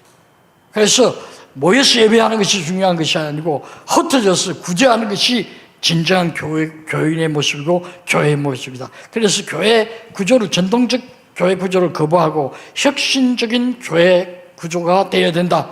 이것을 이야기하기 시작을 했습니다. 그래서 그들은 이것이 와이드 미션 컨셉, 넓혀진 선교 개념이라 이렇게 말하고 있습니다. 그래서 전통적인 성부의 선교, 성자의 선교, 성령의 선교, 이것들을 다 부정하죠. 예수님께서 부활하시고 제자들에게 처음으로 당부하신 말씀이 아버지께서 나를 보내신 것 같이 나도 너희를 보내노라. 그러면서 성령을 받아라.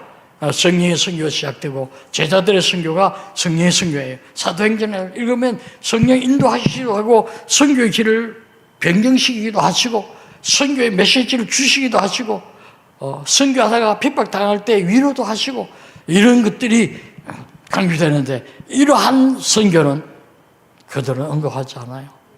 물론 뭐 해석의 차이는 있지만 가난한 자를 위한 선교, 약한 자, 소외계층에 대한 선교가 그것이 아니냐 이렇게 말하는 분들도 있기는 있어요. 그러나 보다 그것은 좀 자기네들 말처럼 넓혀진 선교예요. 우리는 복음적 선교는 그런 선교가 아니라는 것을 우리는 그 선교의 중요한 개념으로 우리는 이어가야 될 것으로 생각이 되어져요. 소위 선교는 전도, 치유, 인간화, 인간이 노예화되어 있다, 정치화되어 있다 이런 관점에서 사회적으로 나온 말이 인간화죠. 그 다음에 해방, 사회 변혁 이런 것들이 기독교의 선교의 가장 통전적 선교라 이런 말을 써요. 멀리 내다보는 거시적인 선교다 이렇게 이야기를 했어요. 여기에 대해서 1975년에 영국의 복음주의 신학자 존 스카트는 아주 좀 귀한 말씀을 하셨는데, 선교의 개념은 그 홀리스틱 미션이라는 말을 썼는데 총체적 선교가 필요하다. 그래서 지나치게 영적 복음만 강조하지 말고 사회 봉사도 해야 된다. 사회적인 책임 이행을 해서 이 두 부분이 이분법적으로 접근할 것이 아니라 하나의 총체적으로 홀리스틱으로 우리가 접근해야 된다. 존 스타트의 이야기는 정말 우리 한국 교회가 지금 받아야 할 말씀이에요. 우리는 말씀 전하는 일에 열심히 하는 것은 너무 좋은 거죠. 그 이후에 따뜻한 마음, 따뜻한 말 주는 거 참 좋아요. 그 후에 빵도 주고 약도 줄 수 있으면 좋아요. 제가 미국의 켈빈 신학교에 다닐 때에 그때가 1982년인 것 같아요. 82년도에 이런 일이 있었습니다. 미국의 그 켈빈 신학교에 선교학 교수, 데카로라는 선교학 교수가 브라질에서 18년 선교하고 와서 선교학 교수로 왔습니다. 그것이 미국 CRC라고 크리스천 리폼드 처치, 기독교 개혁 교단입니다. 그 우리가 한국 교회의 개혁 신학이라는 말이 거기서 왔거든요. 다치 네덜란드 신학에서. 우리는 청교도 신학도 이야기하지만은 사실 깊은 뿌리는 네덜란드에서 온 겁니다. 장로교 신학은. 그런데 그런 신학교에 와서 그분이 와서 환영사를 하고 또 그 신호들하고, 우리는 그런 제도가 없어요. 총회와 노예 사이에 대회라는 게 있어요. 대회에서도 그 말을 했어요. 그 말이 무슨 말이냐. 내가 18년 동안 브라질에서 선교해보니까 교단에서 주는 선교 가지고는 어느 선교밖에 안 되더라. 행동 선교를 해야 된다. 우리가 잘못된 것은 칼빈주의의 예증론에 빠져가지고 교리에 빠져가지고 행동이 없다. 이거를 이야기했어요. 그것을 제일 강조하는 교단에서. 그러니까 우리 한국교회 같으면 뭐 징계위원회를 연다든가 교수 파면한다든가 하겠지만은, 야, 그들은 신사적입니다. 학교에서 진정서를 그 대회에 보내서요. 이분이 이런 말씀을 했는데 대회에서 이 문제를 해결해 달라. 그때까지 이분은 교수직을 연장하겠다. 그럼 대회에서 그걸 한다 해서 그때 내가 그 대회에 참석을 했어요. 가서 그 대회에 참석한 것이 1982년 그 시나드예요. 리폼드 시나드에 그 대회에 갔는데 거기에 신학위원회에서 그 문제를 맡아가지고 2년 후에 이 문제를 2년 동안 연구해서 발표하라. 그런데 2년 후에 그 의젠다가 나왔어요. 그 의젠다에 보니까 우리가 예정론에 빠져서 세계 구제부에는 돈을 많이 보내고 돈을 적게 보내고 이 선교부에 적게 보내고 구제부에만 보냈는데 이제 선교부에도 예산을 보내자. 그들의 교회 전통은, 이 리폼드 개혁교회의 전통은 주일 저녁 예배 때에 접시를 돌려요. 어느 교회 가도 그러더라고. 몇 교회 가봤어요. 근데 큰 접시를 돌리는데 그 접시를 돌리면 그게 돈 넣는 게 보이잖아요. 1불짜리 몇 개 나오고 동전이 많이 나요. 코르 몇 개 나오고 이래요. 근데 그걸 다 모으면 엄청난 돈이 돼요. 근데 그것을 가지고 3분의 1은 세계 선교부에 주고 3분의 2는 세계 구제부에 주었어요. 그런데 그 대어젠데에서 이제는 5대5로 나누자. 그래서 선교사들도 재정을 가지도록 해라. 그 결정이 나더라고. 그래서 내가 참 이것이 어느 한쪽에 치우칠 문제가 아니고 균형이 있는 문제구나. 그래서 저는 제가 말씀대로 한번 교회도 개척해보자 하면서 이 두 가지를 교회 예산의 80%를 잡고 40%를 나누어서 시행을 해봤어요. 쉬운 일은 아니에요. 개척 당시에는 어려운 점도 있었습니다. 그러나 그런 정신으로 하니까 어떤 분들은 그래요. 이 교회 오니까 빚도 많고 이렇다는데도 선교도 하고 구제도 하고 뭐 이렇게 선교사님들 와서 이야기하고 시골 목사님 와서 이렇게 이야기하는 거 들으면 정말 여기 교회는 살아있는 교회 같다고. 그러면서 뒤끝을 붙이기를, 내가 이제까지 다닌 교회는, 잘 들으세요, 목사님 밥 먹여주는 교회였던 것 같아요. 야, 나 그 말 듣고 너무 충격을 받았어요. 야, 성도들이 저런 생각을 가질 정도로 우리 교회들이 소외계층, 장애자들이나 혹은 노인이라든가 청소년들에 대해서 무관심했구나, 그 점을 많이 느꼈어요. 그래서 그런 점에 예산을 많이 써보자는 추이로 교회를 했는데, 하나님의 축복 가운데서 건전한 교회로 자라는 것을 목적했습니다. 통전적 선교는 전도, 치유, 인간화, 해방, 사회 변혁, 이런 것을 포함한다. 우리 전통적 교회도 이런 것을 배제해서는 안 돼요. 여기에 동참해야 된다. 여기에 우리도 참여해서 고아원도 도와주고, 노인정도 도와주고, 노인병원도, 노인아파트도 좀 도와주는 예산을 세워야 된다. 자기 아들 세수하면서 자기만큼 봉급을 챙겼, 이런 말을 들을 때 참 실망이에요. 그분은 수십 년 그 교회를 목회하면서 이제 받는 돈을, 아들이 아무리 좋은 대학을 나오고 신학을 나왔다 할지라도 그 아들과 똑같은 사례를 주게 된다. 그게 대해서 실망했다.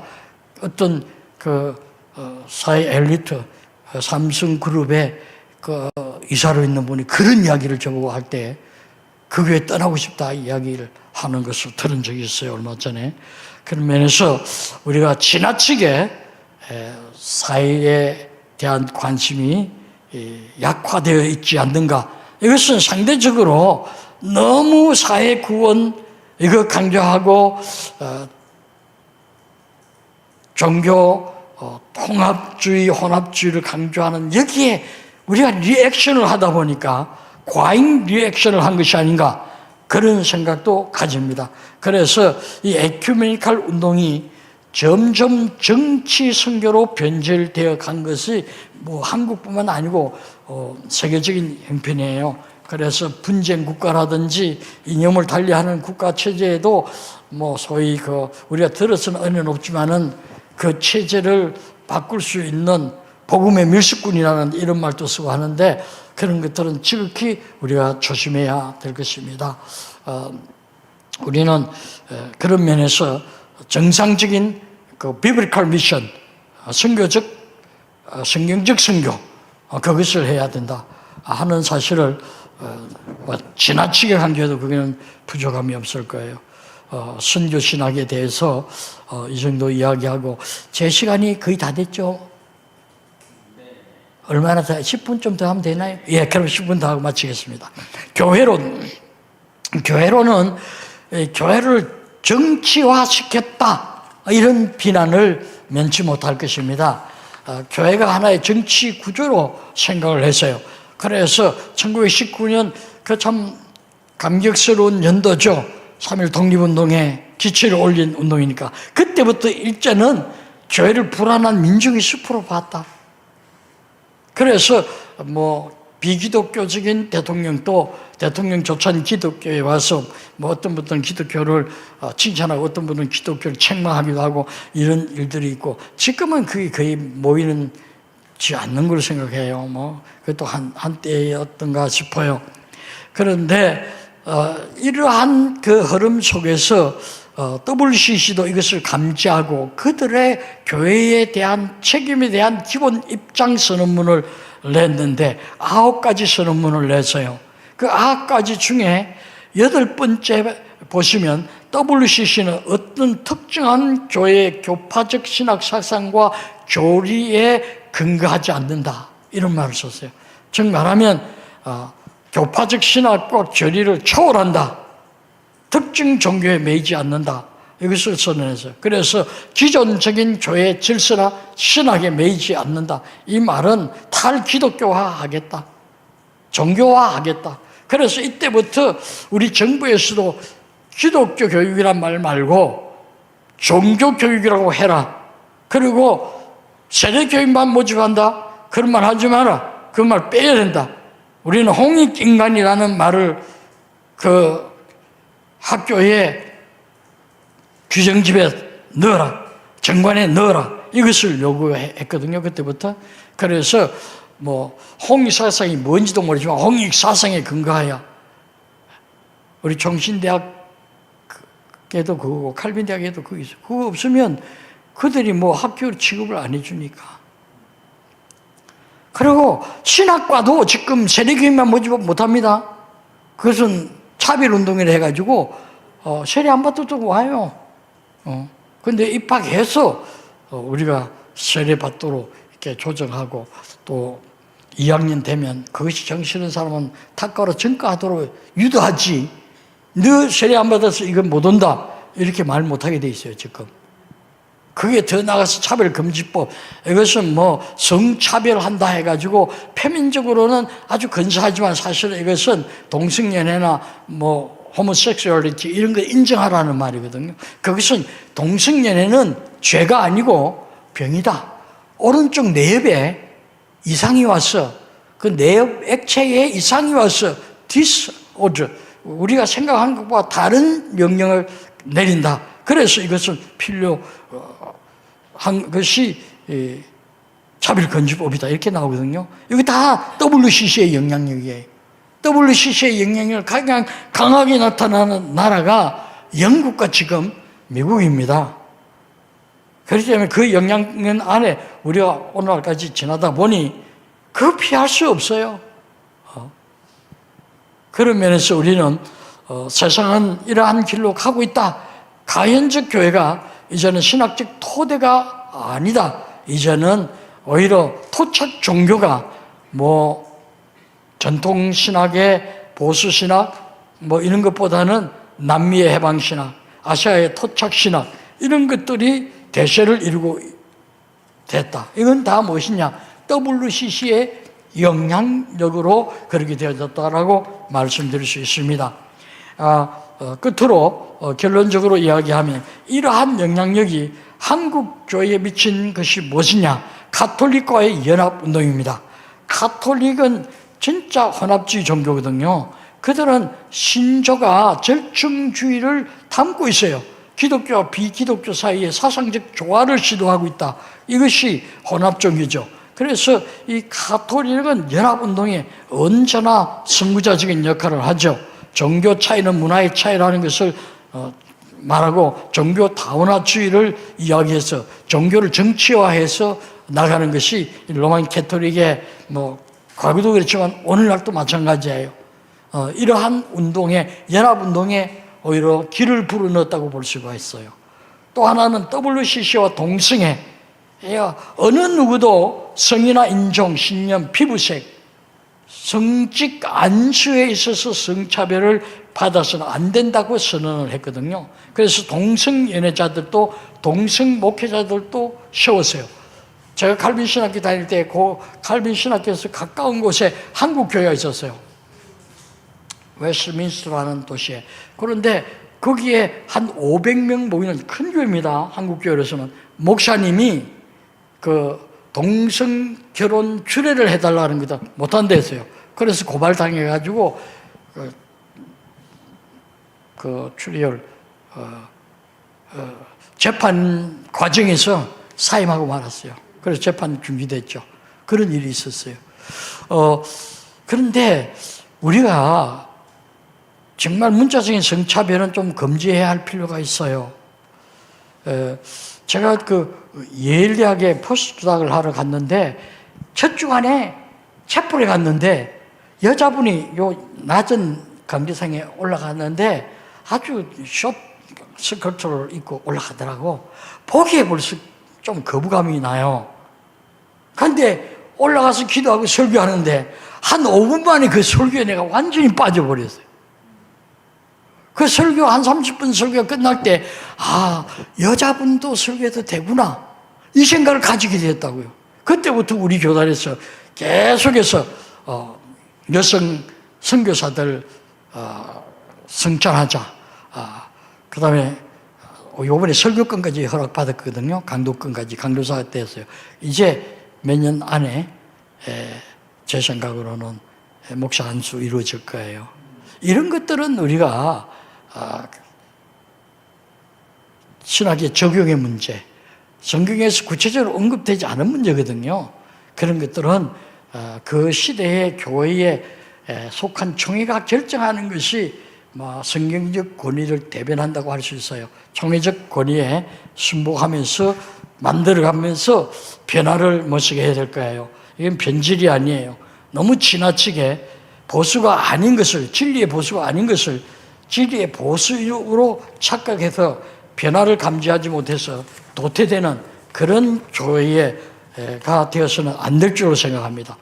한국 교회에 영향을 준 것은 우리가 잘 아는 대로 합동과 통합 측의 분열의 원인이 WCC 가입이냐 아니냐 거기에 대해서 자세히 썼으니까 여러분들 한번 읽어보시고, 이상규 교수님, 고신대 교수님이신데 한국 장로교회사로 유명한 분이죠. 1959년 한국 장로교회의 분열이 WCC의 신학적 입장에 대한 견해 차이에서 비롯되었다는 사실을 역사적으로 논증하였다고 말씀하셨어요. 이상규 교수님 지금은 은퇴하셨어요.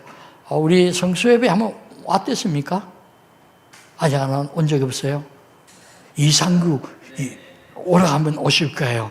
고신대학 총장도 하시고 아주 정말 들어볼 만한 가치가 있는 좋은 교수님이세요. 이상규 교수님 지금은 다른 데 조빈 교수로 가 있는 줄로 알고 있어요. 한번 초대하시면 참 좋은 강의를 들을 수 있겠습니다. 저는 이분의 말씀을 제 결론으로 하고 나머지는 그 신학적인 디스커션은 생략하겠습니다. 시간이 다 됐습니다. 여러분들과 디스커션하고 질문할 시간도 없습니다. 그저 강의를 참고하시고 여러분들이 계속해서 진정한 성수협, 성경의 절대 권위를 수호하는 이러한 입장에 서서 같은 동력자로서 사역에 나가시기를 바랍니다. 대단히 고맙습니다. 감사합니다.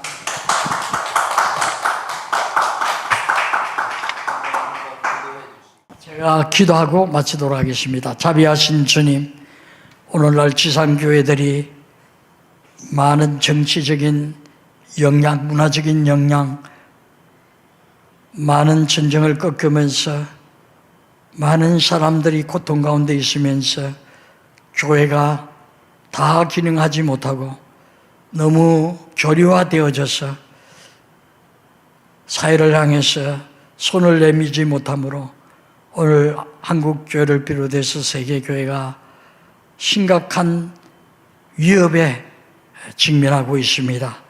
다시 한번 하나님이 우리의 신학의 뿌리를 생각하고 말씀으로 돌아가서 하나님, 예수님, 성령님의 선교를 생각하고 1.1핵 오류가 없는 인헤런스 신학을 가지고 선교하고 전도하고 개척할 수 있도록 축복해 주옵소서. 이 일을 맡아서 이 어려운 일을 진행하시는 우리 조 장로님, 그 하시는 사역에도 축복하시고 또 일에 동참하는 여러분들에게 은혜를 더하여 주시옵소서. 예수님 이름으로 감사하며 기도합니다. 아멘.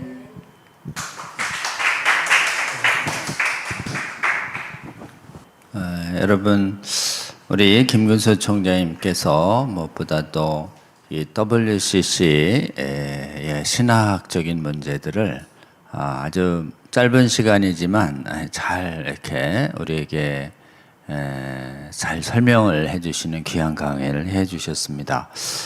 특별히 그 WCC가 우리 선교를 목적으로 하는 선교단체에서 시작됐다라고 하는 부분을 잘 말씀해 주셨고, 다만 좀 그 태동될 때, 총회를 할 때 그 1, 2차 대전 직후에 그 참상을 계기로 해서 지금 교회의 사회적 책임이 강조되는 분위기 속에서 전통교회가 이렇게 소홀히 했었던 사회적 책임 부분을 강조하는 방법으로 지금 그 대회의 목적과 주제가 강조되면서 서서히 그 성경적인 선교로부터 계속 좀 멀어져 가는 모습을 1차부터 그 10차 총회의 모습까지 여러분 좀 잘 설명을 해 주셨습니다.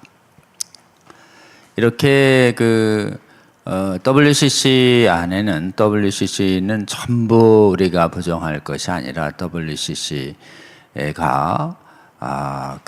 주목하고 강조한 부분은 우리 전통적인 성경적인 교회들이 상대적으로 좀 소홀했었던 부분들을 이렇게 우리가 돌아보는 계기로도 삼아야 한다. WCC가 채택했던 모든 주제들을 이렇게 모두 경계하는 모습은 바람직하지 않다라는 그런 관점도 곳곳에서 우리에게 좀 잘 말씀해 주셨습니다. 그러나 WCC가 추구했던 신학의 변질은 성경관에서 시작했다는 점도 정확하게 우리에게 잘 말씀해 주셨습니다. 특별히 성경의 영감성에 관해서 이렇게 정면으로 다루지 않고 있고, 다만 성경을 보는 관점을 절대화하면 안 된다라고 해서 사실상 절대적인 명제조차도 거부할 수 있는 상대화의 길을 열어놨고, 특별히 이런 것에 신학적인 근거를 제공한 사람이 칼 바르트였다라는 점을 아주 잘 말씀해 주셨습니다. 특별히 복음주의자로 자처하면서 또 성경 말씀의 객관성을 강조하면서 사실상은 부분 영감설을 주장하고 또 말씀의 주관성을 강조하는 이 칼바르트 신학이 WCC 신학의 성경관에 자리하면서 WCC는 신학은 구원론, 성화론, 또 선교론, 교회론, 신학의 전반 부분, 전체적인 부분에서 우리 성경의 완전 모성을 굳게 믿는 우리로부터 용납할 수 없는 지경까지 지금 신학이 오염되고 파괴되고 있다라고 하는 것을 아주 잘 설명해 주셨습니다. 특히 구원에 있어서의 절대성을 부정하는, 구원에 타종교에도 구원이 있다는 혼합주의까지 나아가고, 또 선교론에 있어서도 기본적으로 구제라든지 사회적 책임을 강조한 나머지 영혼 구원을 사실상은 이렇게 소홀히 할 뿐만 아니라 심지어 최근에는 개종까지도 이렇게 거부하는, 전도까지 거부하는 데까지 나아가고 있다라고 하는 것이고, WCC가 이렇게 신학적 변질을 하는 동안에도 WCC 안에는 굉장히 복음적인 성도들이 또 교회들이 적지 않게 남아 있으면서 여러 가지 신앙의 순수성을 지키는데 큰 장애로 작동하고 있다라고 하는 것과, 특히 심지어 종교개혁의 가장 기본 정당성이었던 카톨릭과의 연합까지도 추구하는 이런 부분들을 우리에게 좀 보여주고 있으며, 우리가 지금 가장 관심 있게 맡고 있는 동성애나 성전환 문제에 있어서도 옹호적인 입장을 견지하고 있고, 한국의 예장교단의 큰 분열의 원인을 제공한 면이 있다는 점도 아주 잘 말씀해 주셨습니다. 여러분, 우리 WCC가 가지고 있는 이런 각종 성경을 온전히 그대로 믿고 신앙생활을 하려고 하는 세계의 성경 믿는 우리 성도들에게 있어서는 WCC가 세계에서 가장 영향력 있는 교회 연합단체이고 실제로 선진국에 큰 영향력을 발휘하고 있지만, 그 안에는 성경 믿는 성도들이 도저히 수용하면 안 되는 비성경적인 각종 주장들이 많이 있음을 오늘 김근수 총장님은 우리에게 잘 말씀해 주셨고, 그게 한국의 교회가 무엇을 경계하고 분별해야 하는지도 잘 말씀해 주셨습니다. 특히 이 모든 신학적 변질의 출발이 성경관이 부분 영감설이라고 하는 잘못된 성경관에서 시작됐다. 모든 성경이 영감된 것이다라고 하는 성경적인 성경관을 견지해야 이 신학적 변질과 오염을 막을 수 있다는 이 말씀을 우리 성수협에 시청하시는 성도 여러분은 가슴에 잘 새기고, 또 우리 김근수 총장님의 이 강의를 여러 곳에 많이 또 권유해 주시기를 부탁을 드립니다. 우리 한번 우리 김근수 총장님과 또 그 사역과 또 한국의 이 WCC 문제에 대한 올바른 분별력이 한국교회, 세계교회에 생길 수 있도록 우리 한번 잠시 한편 합심으로 기도하고 또 우리 김근수 총장님 이 귀한 또 말씀 사역과 신학 사역 하나님 잘할 수 있도록 강건하시고 그 가정과 사역 계속 함께 해주시기를 바라는 마음으로 우리 주여 한번 부르고 잠깐 기도합니다. 주여 하나님, 오늘 우리 김규수 총장님의 귀한 강의를 우리 성수협의 사입사회를 통해서 주시니 감사합니다.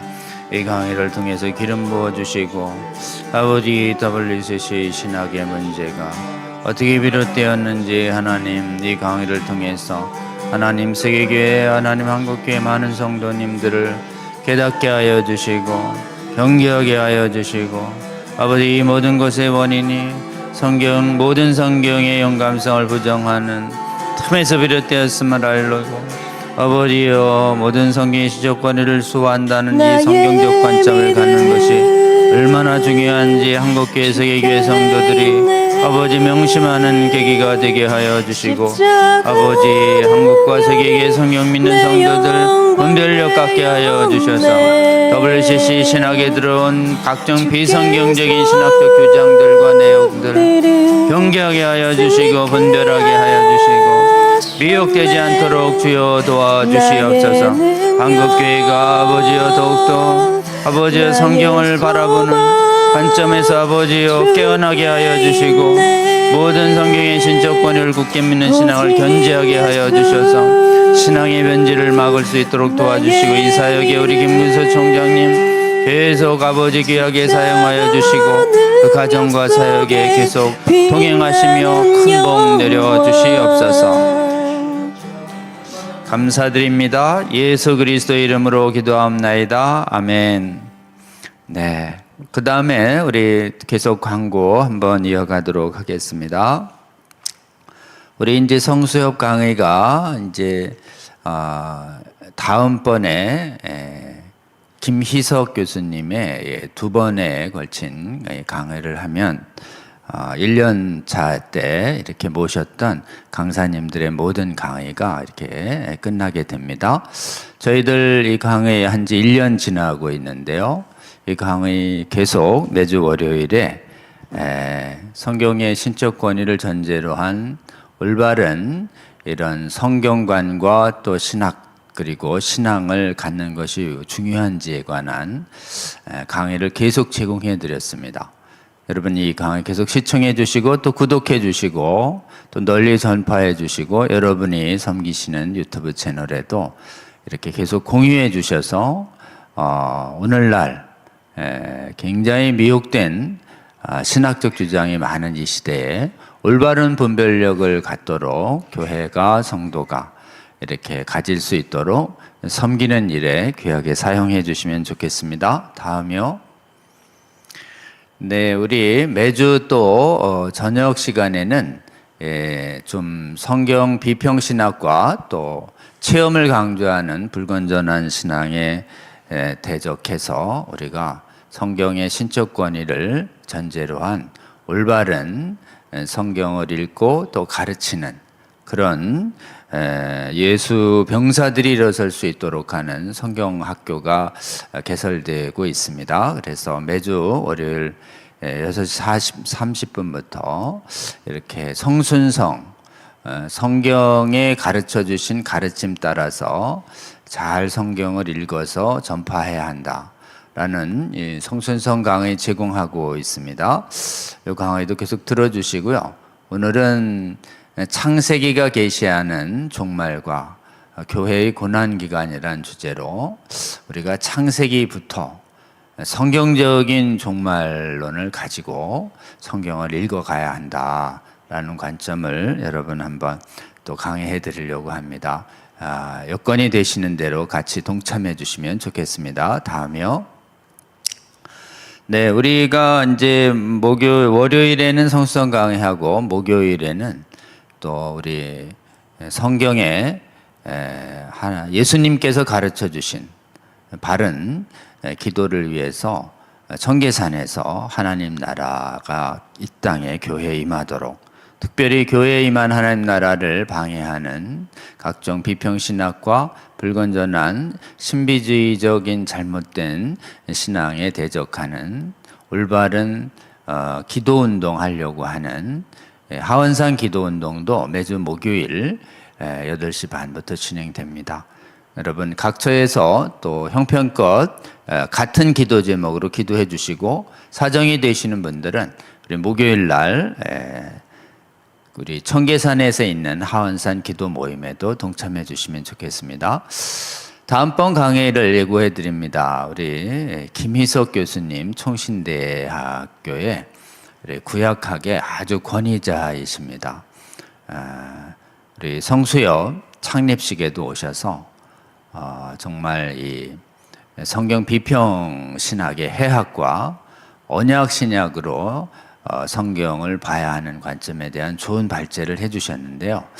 이번에는 2번에 걸친 강의의 주제를 성경 고등 비평이 성경 신학, 특히 성경학에 미친 해학, 이거를 우리 또 총신대의 대표적인 구약학 담당 교수님이 오셔서 말씀해 주시고, 이러한 정말 고등비평이 성경신학을 주도하는 시대적인 사주에 대항해서 우리 성경신학자들이 어떻게 성경적으로 대응해야 할 것인가를 2번에 걸쳐서 우리에게 귀한 강의를 제공해 주실 겁니다.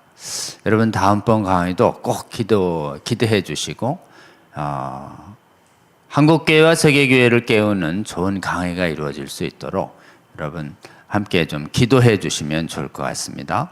다음번에도 꼭 함께 해 주시면 좋겠습니다.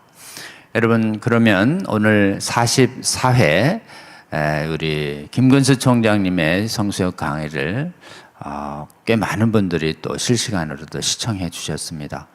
오랜 시간 함께 해 주신 여러분 감사드립니다.